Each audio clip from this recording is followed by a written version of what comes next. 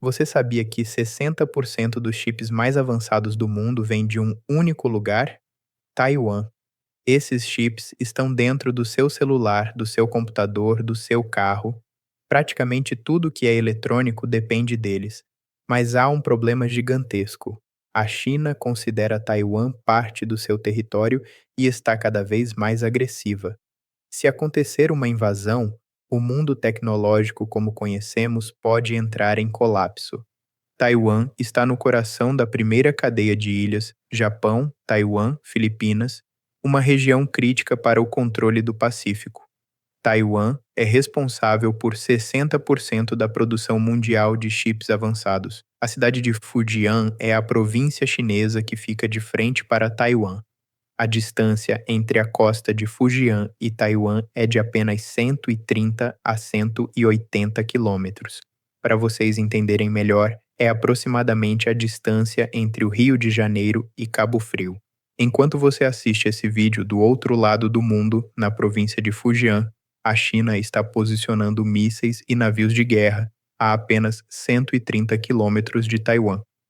Em 2022 e 2023, a China realizou manobras em larga escala ao redor de Taiwan, simulando bloqueios e invasões.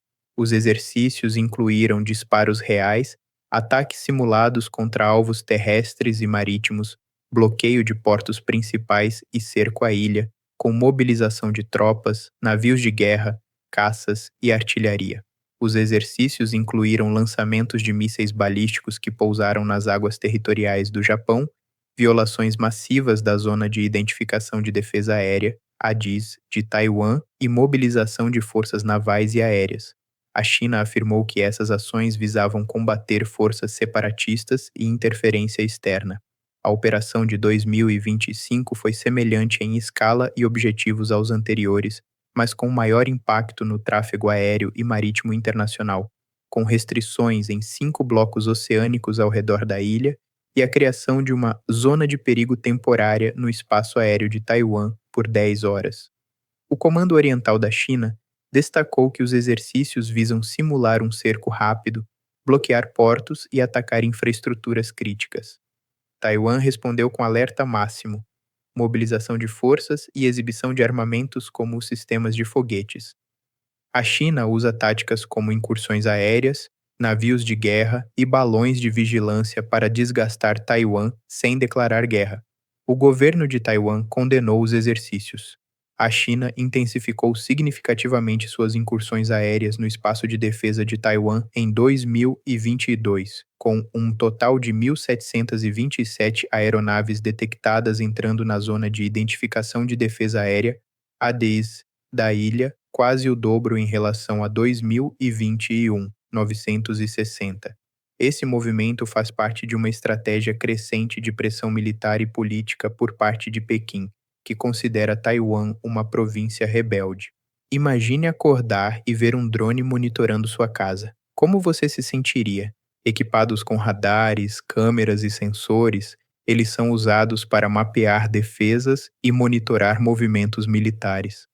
As autoridades taiwanesas afirmam que esses balões fazem parte de táticas de zona cinzenta, usadas pela China para pressionar e intimidar com suspeitas de espionagem e coleta de dados atmosféricos. Desde dezembro de 2023, Taiwan registrou mais de 190 balões chineses detectados, com um número crescente sobrevoando o território. Os balões chineses detectados sobre Taiwan são suspeitos de coletar dados estratégicos relacionados à vigilância militar e espionagem, com foco em monitoramento de sistemas de defesa aérea e atividades militares, especialmente próximas a bases estratégicas, coleta de imagens por câmeras suspensas, possivelmente com tecnologia de alta resolução, dados atmosféricos e de vento que podem ser usados para planejar operações militares ou melhorar trajetórias de voos, informações de radar e comunicação, com equipamentos que podem incluir sensores eletrônicos e radares, coordenação de operações no campo de batalha, conforme indicado por análises militares chinesas sobre o uso tático de balões. Agora, para você entender melhor como Taiwan domina o mercado de chips, Vou resumir um pouco da Guerra Civil Chinesa. A China estava uma bagunça no começo do século XX.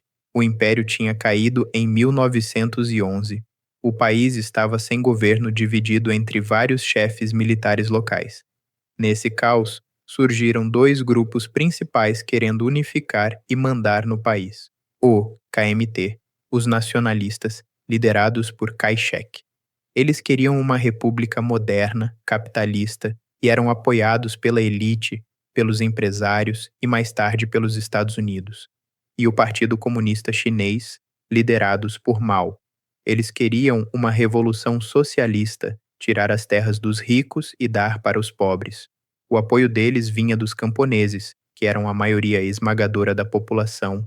A briga entre eles foi longa e teve basicamente duas fases, com um intervalo no meio.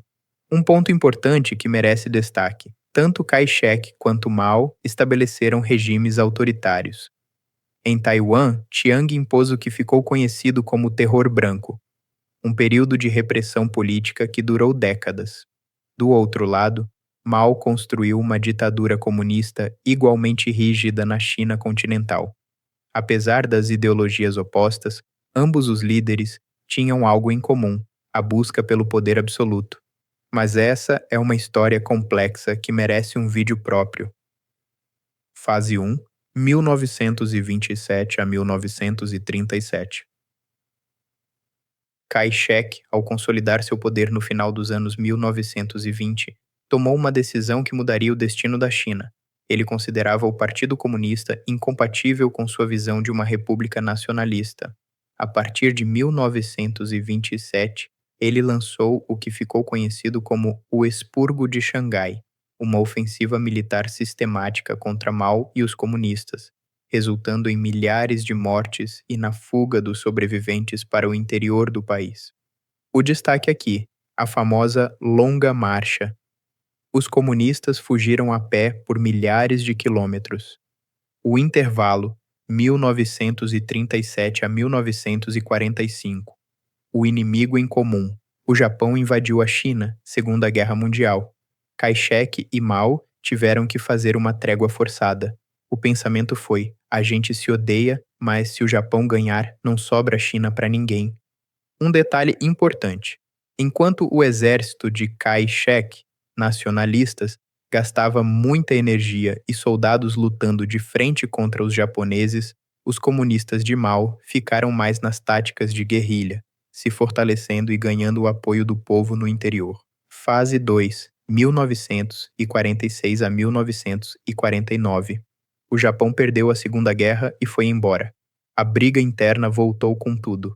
No papel, Kai-shek tinha mais dinheiro e armas dos Estados Unidos, mas o governo era corrupto, a inflação estava destruindo a economia e os soldados estavam desmotivados. Do outro lado, Mao prometia terra para os camponeses e tinha um exército super motivado. Resultado? Os comunistas começaram a ganhar as batalhas. Chegamos em 1949. O exército comunista estava tomando Pequim e Xangai. Kai-shek viu que tinha perdido o continente. Ele preparou a grande retirada. Não foi só ele fugindo com a roupa do corpo, não. Foi uma operação gigantesca para a ilha de Taiwan, que fica a uns 180 quilômetros da costa da China. Ele levou para Taiwan cerca de 2 milhões de pessoas, soldados, intelectuais, empresários e a elite do governo. Ele limpou os cofres do Banco Central da China, levou quase todo o ouro e reservas cambiais e levou as melhores peças de arte do Museu do Palácio Imperial. Por que ele escolheu Taiwan? Porque é uma ilha. Era mais fácil de defender contra uma invasão comunista, já que os comunistas não tinham uma marinha forte na época. Em Taiwan, Kai-shek estabeleceu a República da China, uma ditadura militar por décadas, prometendo que um dia voltaria para conquistar o continente, o que nunca aconteceu. Quando Kai-shek fugiu para Taiwan, ele levou a elite intelectual e o dinheiro. Com o tempo, o governo de Taiwan percebeu que, como a ilha era pequena e não tinha recursos naturais, como o petróleo, eles precisavam investir em tecnologia. Foi o governo que, décadas depois, investiu pesado para criar a indústria de semicondutores e fundou a TSMC. Ou seja, se Kai-shek não tivesse fugido para aquela ilha, a TSMC provavelmente não existiria como é hoje. Essa briga que começou lá com Kai-shek em 1949 nunca teve um tratado de paz oficial. É por isso que até hoje, em 2026, a gente observa esses navios e aviões cercando a ilha, a história dos chips. Como Taiwan dominou o mercado, a TSMC, fundada em 1987 com apoio do governo taiwanês, tornou-se a maior fabricante de chips do mundo.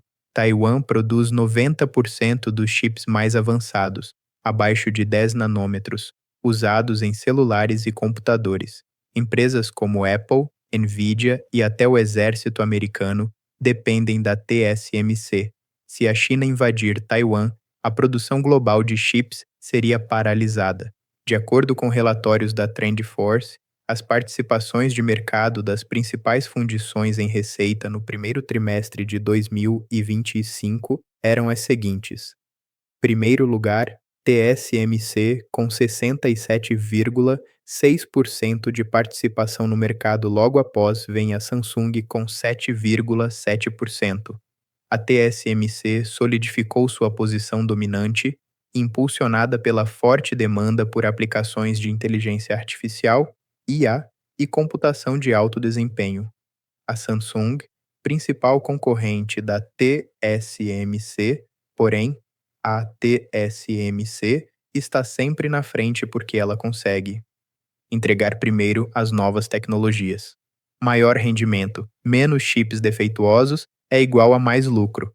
Mais confiável, quando promete uma tecnologia, a TSMC entrega no prazo. A TSMC construiu parcerias sólidas com gigantes como Apple, Nvidia, AMD, Qualcomm, chips de celular. Essas empresas confiam na TSMC há anos e não querem arriscar trocar de fornecedor. A TSMC é conhecida por cumprir prazos religiosamente, suporte técnico excepcional aos clientes, gestão de qualidade rigorosa. Importante deixar claro, não é sobre mão de obra barata. Fabricar chips modernos é extremamente automatizado e requer engenheiros altamente qualificados. O diferencial está na tecnologia de ponta, processos otimizados e expertise acumulada ao longo de décadas. A Samsung teria alguns problemas porque seus concorrentes, como a Apple e Qualcomm, ficam receosos de compartilhar segredos tecnológicos com um concorrente direto. O que o futuro reserva? Cenários possíveis: invasão chinesa, improvável no curto prazo, custo econômico e militar alto, bloqueio ou embargo, mais provável para forçar Taiwan a negociar. Taiwan continua independente de fato, mas sob pressão constante. Como o Brasil pode ser afetado? O Brasil precisa de chips para agricultura e indústria. Taiwan não vive em guerra, vive em espera, e o mundo inteiro espera com ela. A China vai invadir Taiwan ou o mundo vai encontrar uma saída pacífica? Uma coisa é certa: se Taiwan cair, a economia global vai tremer. E você? O que acha que vai acontecer? Deixe nos comentários. Eu sou o Zenoide, e se você gosta de conteúdos que vão além do óbvio, considere se inscrever no canal e deixar o like.